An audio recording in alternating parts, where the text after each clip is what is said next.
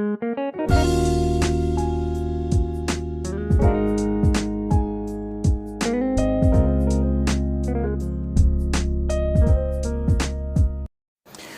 बच्चों, कैसे हो आप सभी। मैं धीरज सर। आज हम 12th standard SYJC for 2020-21 batch आज से स्टार्ट करने जा रहे हैं और आज हम डिस्कस करेंगे अकाउंटेंसी को लेकर। अकाउंट का टॉपिक आज हम स्टार्ट करेंगे। इस बार SYJC 12th स्टैंडर्ड में जो पोर्शन था आपका, जो लास्ट ईयर का जो सिलेबस था बच्चों, उसमें एक चैप्टर जो सिंगल एंट्री का था उसे कट कर दिया गया है और कोई एक्स्ट्रा चैप्टर आपके साथ ऐड नहीं हुआ है। तो अच्छी बात है, एक चैप्टर ऑलरेडी कम हुआ है और लॉकडाउन की वजह से बच्चों जो टाइम पर आपके कॉलेजेस नहीं स्टार्ट हो पाएंगे तो मे बी हो सकता है कि कुछ और भी कटौती हो सकती है आपके सिलेबस में, बट अभी तक कोई डिसीजन आया नहीं है। तो हम 2020 और 21 देखेंगे कि किस तरह से प्रिपेयर करना स्टार्ट करेंगे। तो बच्चों हम आज SYJC 12th स्टैंडर्ड की शुरुआत करने जा रहे हैं फॉर 2020 और 21 के बैच के लिए, ठीक है। तो SYJC 12th स्टैंडर्ड अब हमारा YouTube वीडियो लेक्चर स्टार्ट होने जा रहा है। सभी बच्चों से रिक्वेस्ट है ज़्यादा से ज़्यादा लोग इसे देखें और लॉकडाउन की वजह से जो घर में बैठे हैं उसका बेनिफिट लिया जा सके, ताकि कॉलेज खुलने के बाद आपका 30 to 40% सिलेबस कंप्लीट हो जाना चाहिए। मैं चाहूँगा कि बच्चों आपको मैं जो सब्जेक्ट जो पढ़ाता हूँ accountancy, book keeping and accountancy, उसमें आप अच्छे से अच्छा स्कोर करें। 100% लास्ट ईयर जो बच्चे थे हमारे 35 स्टूडेंट में से उनमें 5 स्टूडेंट्स का 100 आउट ऑफ 100 आया था और जो 10 स्टूडेंट्स थे वो 90 अबाउ थे, 95, 97, 93, 92 इस तरह से। तो इस ईयर में भी मैं आपसे रिक्वेस्ट करता हूँ आप अच्छे से पढ़ें, ध्यान दें और बेटर स्कोर करें। तो चलो शुरू करते हैं। आज हम हमारा first topic bills of exchange. तो बच्चों बिल्स ऑफ एक्सचेंज ये हमारा आज का टॉपिक है।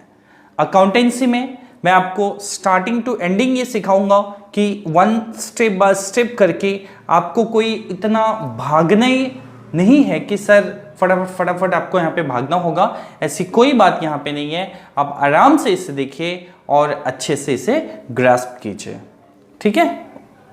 चलो शुरू करते हैं कि क्या है। बच्चों बिल्स ऑफ एक्सचेंज जो होता है वो एक तरह का डॉक्यूमेंट होता है। तो आप देख सकते हो यहाँ पर कि बिल्स ऑफ एक्सचेंज बच्चों क्या होता है, एक तरह का डॉक्यूमेंट होता है। तो कैसा डॉक्यूमेंट होता है? आधार कार्ड होता है, पैन कार्ड होता है। बच्चों के माइंड में ये चीज़ें चल रही होंगी क्योंकि वो डॉक्यूमेंट में इन्हीं सब चीज़ों को यहाँ पे देते हैं। तो बच्चों ये ना तो आधार कार्ड है ना तो पैन कार्ड है, ये एक उस तरह का डॉक्यूमेंट है। अगर ये डॉक्यूमेंट अगर आप बनवा लोगे या अगर आपके पास है तो आप उधारी ले भी सकते हो और दे भी सकते हो एज अ बिजनेस पर्सन बच्चों। तो उधारी लेना और उधारी देना ये जो है, इस जो डॉक्यूमेंट है इसे जो दिखा के जो उधारी लिया और दिया जाता है उसी को कहते हैं बिल्स ऑफ एक्सचेंज, ठीक है। तो मैं आपको समझाऊंगा या आपके माइंड में ये चल रहा है सर ये उधारी देता कौन है और लेता कौन है, ये किस तरह का डॉक्यूमेंट है, आप हमको अच्छे से समझाइए। तो बच्चों मैं आपको समझाने के लिए ही यहाँ पर आया हूँ कि किस तरह से आप उधारी ले सकते हो और उधारी दे सकते हो। तो चलो देखते हैं। मान लो यहाँ पे मिस्टर ए है। कौन है बच्चों? Mister A. अब मिस्टर ए ने मिस्टर बी, ये दूसरा पार्ट है मिस्टर बी। अब मिस्टर ए ने क्या किया, मिस्टर बी को कुछ सामान बेचा है। क्या किया है? कुछ सामान बेच दिया उधारी पे। अब मिस्टर बी का कहना है कि भाई अभी तो हमारे पास पैसा है नहीं, तो हम आपको कहां से देंगे? तो मिस्टर बी ने कहा कि हम आपको पैसा अभी तो नहीं दे पाएंगे, हाँ हम आपको 3 महीने के बाद पैसा देंगे। कितने महीने के बाद देंगे बच्चों? 3 महीने के बाद देंगे। तो चलो, अगर मिस्टर ए अगर एग्री हो जाता है कि ठीक है आप मुझे 3 महीने के बाद ही दे देना, लेकिन दोगे ना, ये तो विश्वास दिलाओ। मिस्टर बी का कहना है कि दूंगा, मैं आपको पैसा दूंगा, बट आज नहीं है, मैं आपको पैसा 3 महीने के बाद दूंगा। कब दूंगा बच्चों? 3 महीने के बाद दूंगा। अच्छा, ये मान लो कि ये गुड्स इन्होंने कितने का बेचा है? 10,000 का, ठीक है। अच्छा, अब मिस्टर ए ने गुड्स बेचा है। अब जो गुड्स बेचते हैं बच्चों, उन्हें क्या कहा जाता है? सेलर कहते हैं। क्या कहते हैं? सेलर। और जिसने गुड्स खरीदा है बच्चों, उसे क्या कहते हैं? बायर कहते हैं। क्या कहते हैं? बायर। आई बात समझ में? खरीदने वाले को बायर, बेचने वाले को सेलर। अच्छा चलो, अब इन्होंने तो मान लिया, मिस्टर बी ने बोला कि अब पैसा नहीं है, मैं आपको 3 महीने के बाद दूंगा। तो मिस्टर ए वहां पे एग्री हो जाते हैं, ठीक है कोई बात नहीं, आप हमें 3 महीने के बाद पैसा दे देना। अच्छा, जब मिस्टर ए ने इनको बिल बनाया था, तो साथ में इन्होंने बिल भी तो भेजा होगा। मतलब मिस्टर ए ने जब गुड्स इन्हें बेचा था 10,000 का, तो साथ में बिल भी तो यहां पे दिया होगा। तो मिस्टर बी ने बिल को एक्सेप्ट किया और कहा कि भैया अभी पैसा नहीं है, हम आपको 3 महीने के बाद आपका पैसा लौटा देंगे। तो उसे कहा जाता है बिल्स रिसीवेबल कहते हैं। अब मिस्टर ए के लिए तो पैसा मिलने वाला है, ठीक है। अब क्या बात होगी? सपोज आजकल बच्चों किसी को किसी पे भरोसा नहीं है, ठीक है। 10 रुपए की बात होगी तो भी कहते नहीं किसी को लेकर आओ तभी हम आपको सामान देंगे। 100 रुपए नहीं, किसी को लेकर आओ तभी हम आपको सामान देंगे। मतलब किसी को किसी पे विश्वास एक पैसे का नहीं है। अब यहां पे मिस्टर ए कहते हैं ठीक है मिस्टर बी, हम मान लेते हैं कि आप हमें 3 महीने के बाद पैसे दोगे, लेकिन हम चाहते हैं कि एक हमारे बीच में एक एग्रीमेंट बन जाए कि आप हमें 3 महीने के बाद पैसा दे दोगे। अब मान लो बच्चों कि इन्होंने गुड्स इन्हें बेचा था 1 जनवरी 2019 में। कब बेचा था? 1 जनवरी 2019 में। अब यहां पे 3 महीने की डील यहां पे हो रही है कि मिस्टर बी 3 महीने के बाद मिस्टर ए को क्या देंगे? पैसे दे देंगे बच्चों। अच्छा, अब मिस्टर ए कहते हैं मिस्टर बी से कि मिस्टर बी, आज हम एक यहां पे डॉक्यूमेंट में यहां पे बना रहा हूं जिसमें आप मुझे 3 महीने के बाद कितना रुपया दोगे? 10,000 रुपया दे दोगे। मिस्टर बी का हाँ, मैं तो 4 बार आपको बोल चुका हूं मैं आपको 3 महीने के बाद इतना पैसा लाके दे दूंगा, तो इसमें डॉक्यूमेंट की क्या जरूरत है? लेकिन मिस्टर ए का कहना है देखो भैया, मैं तो एकदम लीगल पर्सन हूं, तो मैं जो भी काम करूंगा लीगल करूंगा। अगर 3 महीने के पहले अगर मुझे कुछ अगर हो जाता है, तब आप तो नकार सकते हो कि भैया मैंने कुछ नहीं लिया था उनसे, और अगर लिया भी था तो मैंने उनको कैश पेमेंट दे दिया था। इसलिए हमारे और तुम्हारे बीच में एक यहां पे डॉक्यूमेंट बनेगा, एक यहां पे एग्रीमेंट बनेगा कि आप मुझे 3 महीने के बाद इतना पैसा दोगे, या मेरे कहने पे आप किसी को भी दे दोगे। इसलिए बिल बनना बहुत जरूरी है, ठीक है। अच्छा, ये बिल में क्या लिखा जाएगा बच्चों? इस बिल में ये जो सेलर है, अच्छा बिल कौन यहां पे बना रहा है? किसने इन्फोर्स किया? सेलर ने किया है। तो बिल ड्रॉ कौन करेगा? सेलर ही करेगा बच्चों। तो सेलर को हम बिल्स ऑफ एक्सचेंज में ड्रॉवर कहते हैं। क्या कहते हैं बच्चों? ड्रॉवर कहते हैं। और बायर को क्या कहते हैं? ड्रॉई कहते हैं। क्या कहते हैं बच्चों? ड्रॉई कहते हैं। आई बात समझ में? तो सेलर को बिल्स ऑफ एक्सचेंज में ड्रॉवर और बायर को बिल्स ऑफ एक्सचेंज में क्या कहते हैं? ड्रॉई कहते हैं। यहां तक बात क्लियर हो गया आपका? अच्छा, अब हम आगे क्या देखेंगे? आगे बच्चों ये हमें यहां पे देखना है कि अब ये जो डॉक्यूमेंट है, यहां पर ड्रॉवर का भी साइन होगा ड्रॉई का भी यहां पर साइन होगा, उनका नाम, एड्रेस, पूरा फुल, और यहां पे ये लिखा जाएगा कि कितने मंथ्स का बिल है, कितने महीने के बाद पैसा मिलेगा, अमाउंट कितना मिलेगा, पैसा आप मुझे दोगे टू मी, या मेरे कहने पे आप किसी और को दे देना। ये सारी डिस्कशन यहां पे क्लियर कर बताई जाती है। आई बस समझ में? अच्छा, तो ये जो डॉक्यूमेंट है बच्चों, इस डॉक्यूमेंट को हम क्या कहते हैं? बिल कहते हैं। क्या कहते हैं? बिल कहते हैं, और इसी को बिल ऑफ एक्सचेंज भी कहा जाता है। चलो, डॉक्यूमेंट बन गया, सेलर अपने पास लेके चले आया, तो बायर कहता है कि भैया आपने तो डॉक्यूमेंट ले लिया बना के, तो हमारे पास भी तो एक प्रूफ होना जरूरी है। तो बायर कहता है अरे सॉरी, सेलर कहते हैं क्यों नहीं? तो जब भी डॉक्यूमेंट बनता है बच्चों, तो ये इसकी दो कॉपीज यहां पे बनती हैं। एक कॉपी सेलर के पास होगी और एक कॉपी बायर के पास होगी। आई बात समझ में? अब यहां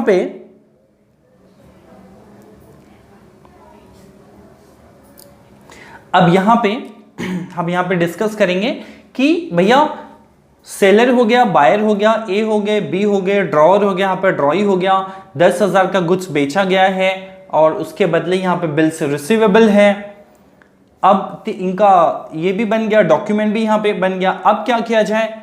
अब जब 3 महीने का टाइम, अब देखो बच्चों यहां पे 1 जनवरी 2010, आप यहां पे देख सकते हो कि 1 जनवरी 2019 में गुड्स बेचा गया था और वादा किया गया था कि 3 महीने के बाद पैसा लौटा दिया जाएगा। बच्चों तो 3 महीना यहां पे कब कंप्लीट होगा?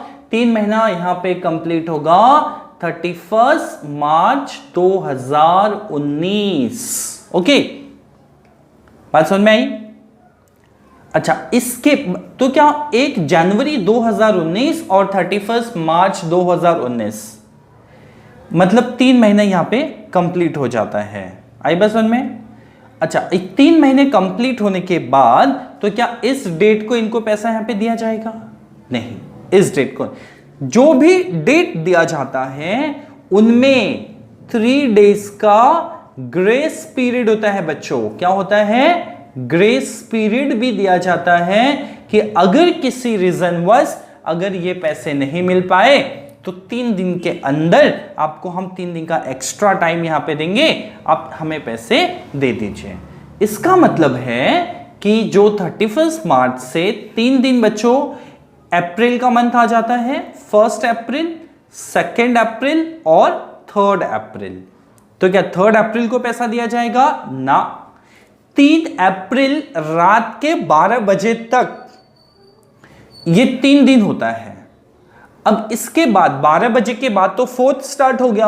अब 12 बजे तो कोई बैंक खुली नहीं रहेगी, कोई पेमेंट देगा नहीं, कोई लेगा नहीं। तो अब इनका जो डेट आएगा वो 4 अप्रैल को यहां पे इनका डेट आता है कि भैया 4 अप्रैल 2019 को आपको पैसा देना है और मिस्टर ए को पैसा लेना है। तो इस तरीके से यहां पे ट्रांजैक्शन बन जाता है। आई बात समझ में? अच्छा, अब आप ये भी यहां पे कह सकते हो कि सर मान लो कि 1 जनवरी 2019 को गुड्स बेचा गया था, वादा किया गया था कि 31 मार्च 2019 को दिया जाएगा। 3 दिन का ग्रेस पीरियड लेके सर 4 अप्रैल 2019 हो गया। अगर इस बीच में मतलब 1 जनवरी 2019 से लेकर 4 अप्रैल 2019 के बीच में बच्चों अगर मिस्टर ए को अगर पैसे की जरूरत आ गई तो क्या मिस्टर बी मिस्टर ए को पैसे देगा कि नहीं देगा? भैया अगर इंसानियत के नाते तो देना चाहिए, लेकिन ये बिल्स ऑफ एक्सचेंज है, लीगल ट्रांजैक्शन यहां पे हो रहा है, तो ये केस में मिस्टर बी किसी भी सिचुएशन में मिस्टर ए को पैसा नहीं देगा। अच्छा, बट यहां पे एक सॉल्यूशन भी है, हर पार्ट का एक सॉल्यूशन भी होता है बच्चों। अगर यहां पर मान लो अगर यहां पर मिस्टर बी मिस्टर ए को अगर पैसा नहीं देता है तो मिस्टर ए क्या करेगा? कोई लीगल एक्शन ले सकता है? नहीं, बिल्कुल नहीं। क्यों नहीं ले सकता सर? बच्चों, जब ये बिल्स ऑफ एक्सचेंज का जब डॉक्यूमेंट बन चुका है कि भैया हम आपको 3 महीने के बाद ही ये पैसा देंगे, तो वो केस में आप किसी भी तरह का एक्शन नहीं ले सकते। आई बात समझ में? तो आप किसी भी तरह का एक्शन नहीं ले सकते एज अ सेलर और एज अ ड्रॉवर। तब सर क्या होगा? तो सुनो बच्चों, यहां पर एक सॉल्यूशन भी है इसका। अब जो ड्रॉवर है, मान लो कि 1 जनवरी 2019 को ड्रॉवर ने ड्रॉई को गुड्स बेचा था, मिस्टर ए ने मिस्टर बी को गुड्स यहां पे बेचा था। अब मिस्टर बी मिस्टर ए को पैसा देने वाले थे, बट अब डेट आ गया 4 अप्रैल फाइनली, तो अब तो यहां पे इसके बीच में तो पैसा मिलने वाला नहीं। अब अगर मिस्टर ए को अगर पैसे की जरूरत है तो इनको कुछ सहूलियत यहां पे दिया गया है कि भाई आप अपने काम कुछ इस तरीके से निकाल सकते हो। तो बच्चों कहते हैं कि सर बताइए। देखिए बच्चों, क्या होता है कि जब ए बी को गुड्स बेच दिया है, बी ने ए को पैसा नहीं दिया, टाइम यहां पे लिया 4 अप्रैल तक, तो अगर ए को अगर पैसे की जरूरत है तो ए के पास जो पहला ऑप्शन है बच्चों, एज अ ड्रॉवर है ए यहां पर, तो ड्रॉवर है, तो ड्रॉवर के पास जो फर्स्ट ऑप्शन है मेरे प्यारे बच्चों ये है कि ड्रॉवर या तो बिल को अपने पास रखेगा। क्या करेगा बच्चों? बिल को रिटेन करके रखेगा। क्या रखेगा? बिल को रिटेन्ड यहां पे किया जाएगा। रिटेन्ड का मतलब होता है बिल अपने पास रखना। क्या होता है बच्चों? बिल अपने पास रखना। ड्रॉवर अपने पास बिल रखेगा अगर उसकी कैपेसिटी है तो, कि वो 3 महीने तक अपना काम चला सकता है without any break. Second case बच्चों मैं आपको यहां पे बता दूं और क्या होता है।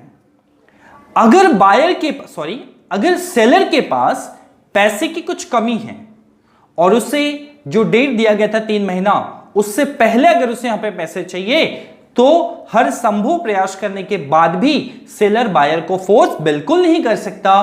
तो वो केस में बच्चों सेलर क्या करेगा? वो बिल को डिस्काउंट करवा लेगा। बच्चों क्या करा लेगा? बिल को डिस्काउंट करा लेगा। किसके साथ? बैंक के साथ। इसे कहते हैं bill discounted with the bank. अब बच्चों आपके मन में यह सवाल है कि सर ये bill discounted with the bank क्या होता है? तो बच्चों मैं आपको यहां पे बता दूं कि bill discounted with the bank का मतलब यह है कि अगर जैसे कि ए ने 10,000 का गुड्स बेचा है और बी ने जो यहां पे ट्रांजैक्शन करके जो यहां पे डॉक्यूमेंट जो रेडी है वो ए को दे दिया है और एक कॉपी बी के पास खुद वहां पे रखा हुआ है। अब यहां पे अगर मान लो 1 जनवरी के 1 महीना कैसे भी चले गया पे 1 फैब यहां पे आ गया, तो 1 फरवरी को अगर मान लो कि ए को कुछ पैसे की यहां पे जरूरत है तो ए किसके पास जाएगा? बैंक के पास जाएगा, बोलेगा बैंक हमें कुछ पैसे चाहिए। तो बैंक क्या कहेगा? क्या यहां पे फ्री में बांटने बैठे हैं?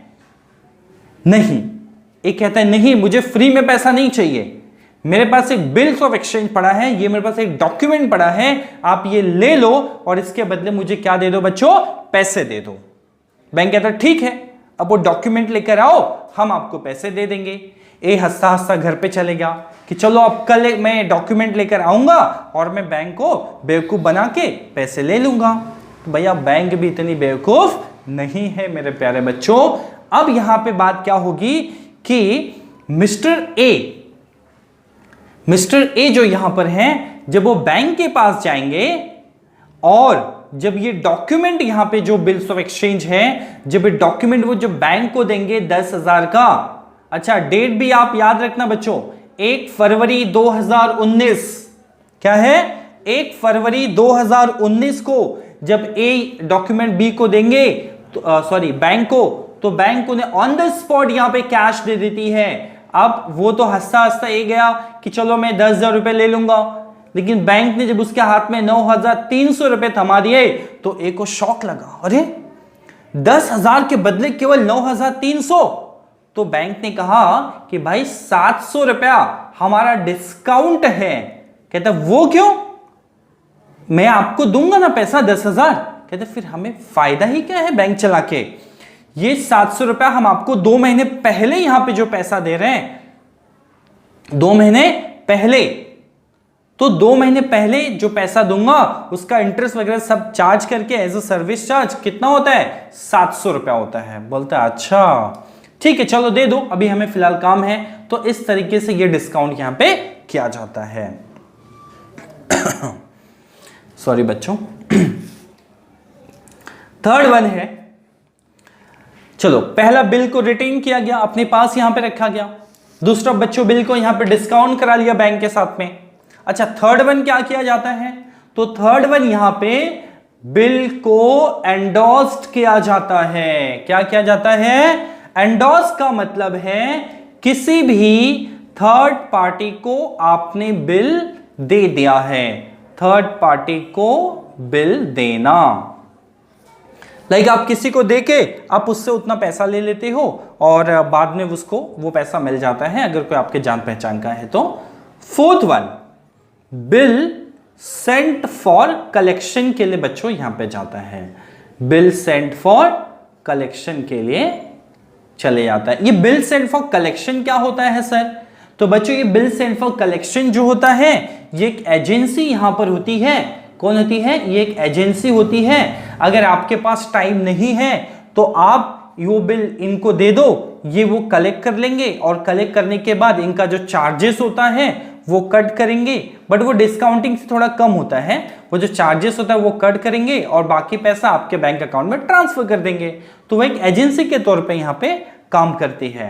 आई बात समझ में, तो या तो बिल को रिटेन किया जाएगा बच्चों, या तो बिल को डिस्काउंट यहाँ पे किया जाएगा, या बिल को किसी थर्ड पार्टी को एंडोर्स किया जाता है बच्चों, या बिल को हम कहां पे भेज देते हैं, कलेक्शन करने के लिए यहां पे भेज दिया जाता है। तो ये 4 तरीके से, अगर ये जो फर्स्ट वन है ये तो बिल आप अपने पास रखोगे, अगर आपके पास पैसे हैं, अगर आप अपने काम को एडजस्ट कर लेते हो, ये बिल आप अपने पास रखोगे।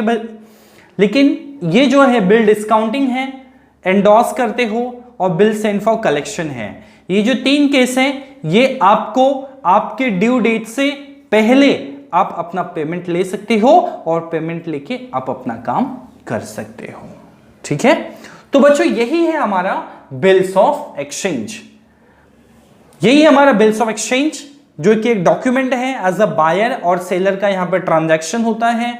ये दो पर्सन यहाँ पे इन्वॉल्व होते हैं। सेलर को हम ड्रॉवर कहते हैं बच्चों, बायर को हम क्या कहते हैं, ड्रॉई यहाँ पे कहते हैं। और इनके बीच में जो ट्रांजैक्शन होगा, जो बिल बनेगा, जो डॉक्यूमेंट बनेगा, इसी डॉक्यूमेंट को हम कहते हैं बिल्स ऑफ एक्सचेंज। बच्चों आप इस चीज को हमेशा याद रखना कि जो भी ड्यू डेट होता है उसे 3 दिन का एक्स्ट्रा टाइम आपको दिया जाता है एज अ ग्रेस पीरियड।